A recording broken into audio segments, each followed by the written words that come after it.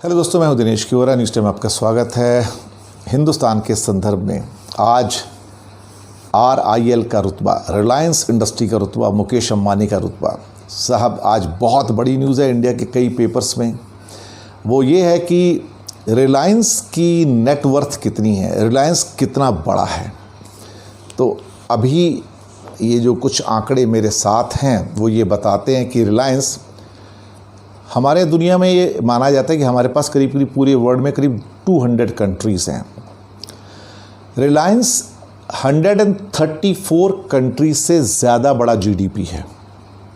रिलायंस की जो नेटवर्थ है 134 देशों से ज़्यादा है। इनमें बहुत सारे कंट्री हैं, एक लाइन से कंट्री हैं, जिसमें हंगरी भी है, बुल्गारिया भी है, Uzbekistan, Afghanistan, Nepal, Bhutan, Myanmar, Sri Lanka, Oman, Kuwait, Zimbabwe, Libya, Lebanon, Ghana, Uruguay और जाने कितने लंबे चौड़े लिस्ट है कंट्रीज़ की। 134 countries are below the net worth of Reliance industry. धमाका रिलायंस का एक तो पेट्रोलियम में है और दूसरा है आपका टेलीकॉम के अंदर जियो। और उनका जो पूरा जो नेटवर्क अभी इतना फैलता जा रहा है कि now Mukesh Ambani is the 6th richest person in the world.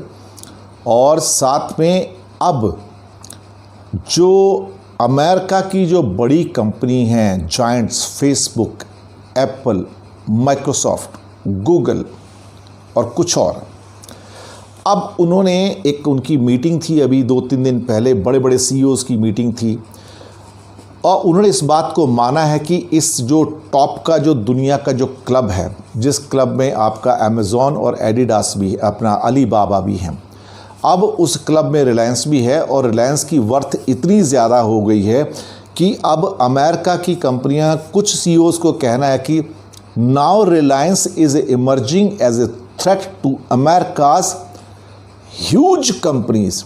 जो अमेरिका की बड़ी बड़ी कंपनियां हैं उनके अस्तित्व के लिए, उनके एग्जिस्टेंस के लिए रिलायंस इंडस्ट्री अब खतरा है।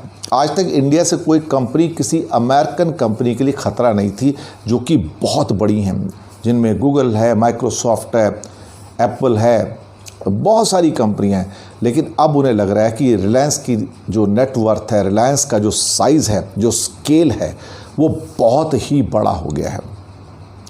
इस टाइम पाकिस्तान की जो GDP है वो मुश्किल से रिलायंस से, यानी कि 2.25, 1.75 Reliance is equivalent to entire Pakistan, आप सोच सकते हो। और बांग्लादेश इससे करीब करीब 2-2.25 गुना ज़्यादा है। और ये बाकी तो पड़ोसी देशों से तो खैर कंपेयर ही नहीं कर सकते, नेपाल, भूटान से तो कंपेयर ही नहीं कर सकते। इवन बाकी के 134 जो हैं, जो कंट्री हैं, वो भी नीचे हैं रिलायंस से। और ये एक जो आया है, सारे फिगर्स आए हैं, मुझे इसमें कोई हैरानी नहीं है, बल्कि आप आने वाले कुछ सालों में, हो सकता है 2 साल, 3 साल, 5 साल के अंदर आप पाएंगे कि शायद रिलायंस दुनिया की टॉप 3 या टॉप 5 कंपनीज में होगी, टॉप 3 या टॉप 5 में होगी। हो सकता है टॉप 3 में हो, जो मेरा अंदाज़ा है कि there is a possibility that Reliance में क्रॉस इवन माइक्रोसॉफ्ट। एप्पल थोड़ा उससे बड़ा है तो लेकिन अब ये उस लेवल पे आ रही है वहाँ पे। Now it is coming to that level कि अब ये टॉप 10 वाली जो वर्ल्ड की कंपनीज है, अब ये उस लेवल पे आ रही हैं। ये तो ये अभी Reliance is proving to be a threat to the American companies now. तो ये एक बहुत बड़ा जायंट है, इसमें कोई शक वाली बात नहीं है।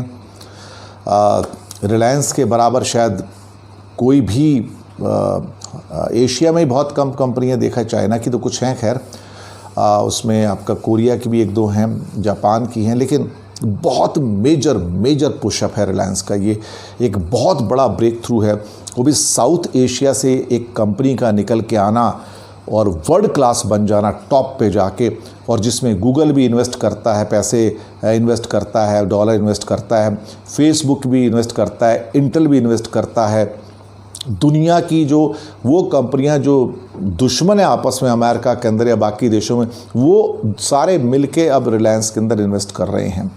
तो ये एक बड़ा चमत्कार है, इट्स ए मैजिक कि this man is attracting money like anything and this man is growing like anything.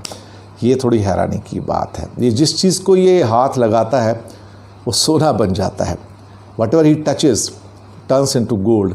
It's called Midas touch. एक स्टोरी आती है ना किंग मिदास की, ये इट्स ए मिदास टच कि it's not just big, it's huge, it's very big now. Unprecedented levels हैं, top 10 के अंदर दुनिया के अंदर जो कहते हैं, क्या कह सकते हैं। अच्छा है, इंडियन कंपनी है, खुशी होती है। इसी के साथ इंडिया का GDP भी बढ़ता है। धन्यवाद आपका, शुक्रिया आपका।